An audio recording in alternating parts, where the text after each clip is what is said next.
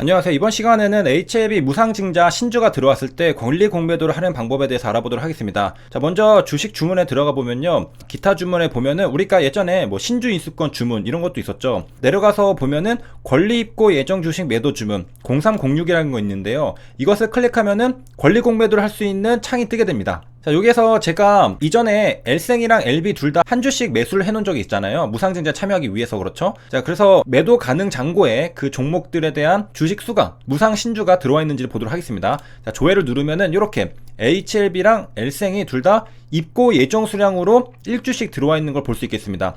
자, 입고가 예정되어 있기 때문에 지금 내가 가지고 있지는 않습니다. 그렇기 때문에 우리가 미리 매도할 수 있다는 것을 권리 공매도라고 말을 하게 되는 거죠. 공매도라는 것은 빌공짜를 써서 없는 주식을 판다는 건데 지금 내 손에는 없는 주식입니다. 앞으로 우리가 신주 상장 예정일에 내 손에 들어오게 되는데 아직 신주 상장 예정일이 아니니까 그 전에 내 손에는 없죠. 그렇기 때문에 공매도라고 말을 하게 되는 겁니다. 그래서 여기 보면은 매도 사용 수량에는 0이라고 적혀 있는 것을 볼 수 있겠지만은 주문 가능 수량에는 1주씩 있는 걸 볼 수 있겠습니다. 무슨 말이냐면은 입고가 예정되어 있으니까 지금 매도 주문이 가능하다 이런 뜻입니다. 무슨 말이냐면은 입고 예정 수량이 한 주씩 있으니까 이 주식 수만큼 주문 가능하다라는 뜻입니다. 자, 저는 이번에는 권리 공매도를 하지 않았고요. 권리 공매도를 했던 작년의 영상은 제가 링크로 달아놨습니다. 그때는 제가 HLB의 유무상 증자에 마찬가지로 참여를 했었는데 그때는 제가 권리 공매도를 하고서 영상으로 올려드렸는데 자, 이번에는 제가 권리 공매도를 안 하고 직접 무상 신주까지 받겠다고 했잖아요. 그렇기 때문에 자, 권리 공매도를 하지 않았습니다. 자, 이 상태로 신주까지 받아보도록 하겠습니다. 신주로 들어오는 게 바로 요거죠. 요게 입고 예정 수량에 있는 신주입니다. 그런데 아직은 내 손에 들어오지 않았다라는 것이고요. 그래서 권리 공매도를 아는 분들은 이미 시장에서 좀 팔았겠죠. 만약에 팔려고 했던 사람들이라면 말이죠. 안 팔려고 하시는 분들은 사실 이 창을 열 필요도 없죠. 그냥 들고 갈 테니까. 자, 그럼 권리 공매도라 무엇인지 조금 더 알아보도록 하겠습니다. 자, 우리가 권리 공매도는 유상증자, 무상증자, 배당 및 실권주 권리분에 대해서 우리가 매도를 할 수 있는데 그것을 바로 권리 공매도라고 합니다.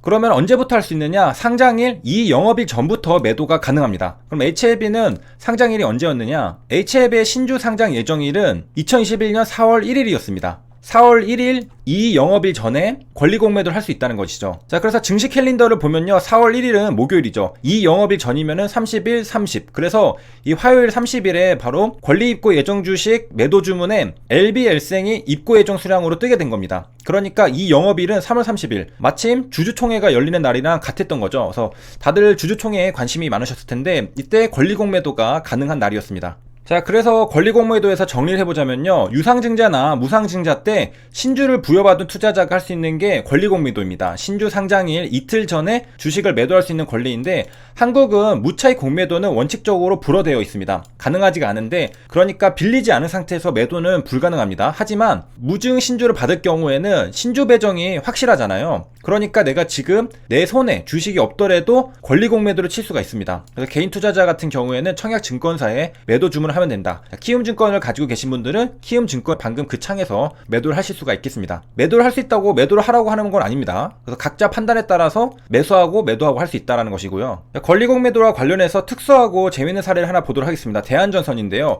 권리 공매도로 하한가를 가버렸습니다. 이게 왜 그러냐면은 너무 많이 유상증자를 했기 때문에 그렇습니다. 신주 상장 물량이 너무 많기 때문에 물량이 쏟아져 나왔던 거죠. 그래서 하한가를 가게 됐다는 건데요. 이 당시 대한전선의 차트를 보면은 12월 18일에 15% 마이너스 하한가로 꽂힌 걸 볼 수 있겠습니다. 그냥 바로 꽂혔습니다. 자, 그럼 저 18일이 신주 상장 예정이었느냐? 아니었죠. 대한전선의 신주는 21일 상장될 예정이었는데요. 그보다 빠르게 18일에 하한가로 바뀌게 된 이유는 바로 권리 공매도가 있었기 때문입니다. 그러니까 미리 팔았다는 거죠. 그 다음 흐름을 보면요. 12월 20일에 이렇게 또 하락을 하고서 이렇게 끝난 것을 볼 수가 있겠습니다. 그러니까 유상증자 신주가 상장되는 것은 12월 21일인데 이 영업일 전이니까 20일 목요일, 18일 화요일, 자, 수요일에는 뭐 쉬는 날이었던가 장이 열리지 않았나 봅니다. 그래서 이렇게 이 영업일 전인 12월 18일에 권리 공매도가 나오면서 유상증자 신주가 상장되는 것보다 이 영업일 전에 주가가 먼저 하락을 해가지고 여기에 신주 입고되면 팔려고 했던 분들은 손실을 보게 됐죠. 벌써 조금이라도 더 많이 하는 게 유리한 이유가 내가 만약에 들고 가려고 했다면은 전혀 상관없겠죠. 하지만은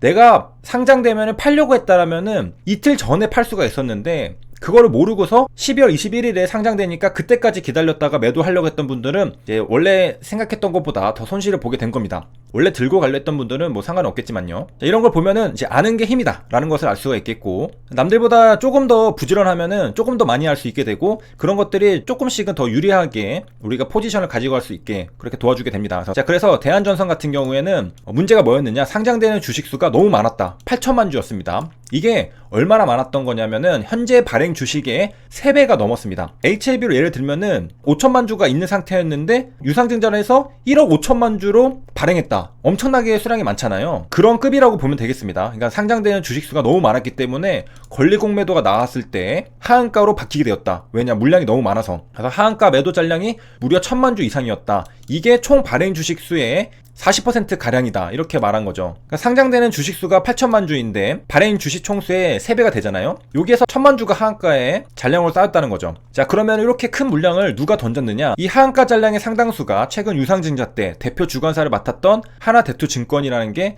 그 근거다, 이렇게 말했습니다. 그러니까 대표 주관사를 통해서 매도 주문이 이제 나왔다는 거잖아요. 자, 그리고 유상증자가 신주가 입고되면 그냥 바로 던지려고 했던 사람들은 어떤 생각을 가지고 있었을까? 유상증자를 해서 뭐 신규 시설자 투자를 하던가 기업의 매출을 증가시키기 위해서 점점 더 성장하는 거였다면은 안 팔겠죠. 하지만은 대한전선의 유상증자는 재무구조 개선에 유증자금 3,400억 원을 거의 다 쓸 예정이다. 신주인사건 부사채, 상환자금, 대출금 상환에 쓸 것이라고 회사는 밝혔으니까 유상증자해서 사업을 하는 게 아니라 빚을 갚겠다라고 하니까 가망이 없다고 생각하는 거죠. 그렇기 때문에 그냥 던진 겁니다. 그리고 보통 유상증자에 참여할 때 예기치 못하게 유상증자 공시가 나오잖아요. 그러면은 나는 개파락을 맞고 비자발적으로 유상증자에 참여한 주주님들이 많았을 겁니다. 그렇기 때문에 그냥 나는 어차피 미련도 없고 장기적으로도 성장성이 없어 보이고 빚을 갚는 데 쓰니까 이게 뭐가 그 사업이 더 좋아지겠느냐, 이렇게 생각하겠죠. 그러니까 그냥 던졌는데 그게 1,000만 주 이상이 나오면서 하한가로 갔다라는 것이고요. 유별나게 유상증자 신주수가 많았던 대한전선과 다르게 HLB는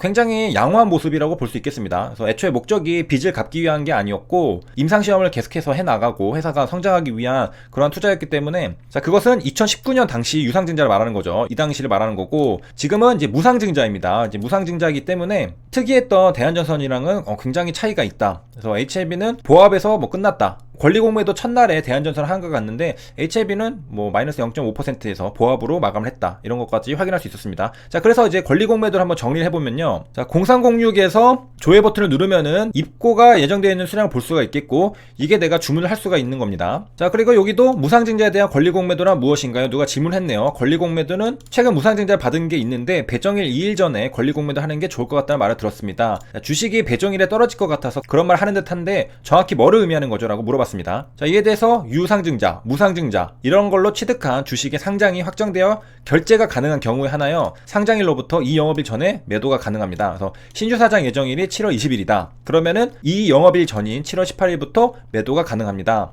그래서 자본시장과 금융투자업에 관한 법률에서는 보유하지 않은 주식을 매도하는 것을 원칙적으로 금지하고 있습니다. 무차입 불법 공매도를 하면 안 된다는 거죠. 그런데 내가 들어올 게 확실한 것들, 전환사채, 교환사채, 신주인수권 분사채 등의 권리행사, 유무상증자, 주식배당으로 취득한 주식은 내가 들어올 게 확실하잖아요. 그래서 이거는 무차입 공매도라기보다는 권리공매도가 가능하다. 그래서 이러한 공매도 관련 규제에 적용받지 않고 매도가 가능하다, 이렇게 얘기를 해주고 있습니다. 자, 이렇게 해서 도움이 되셨기를 바라면서 여기까지 시청해주셔서 감사합니다.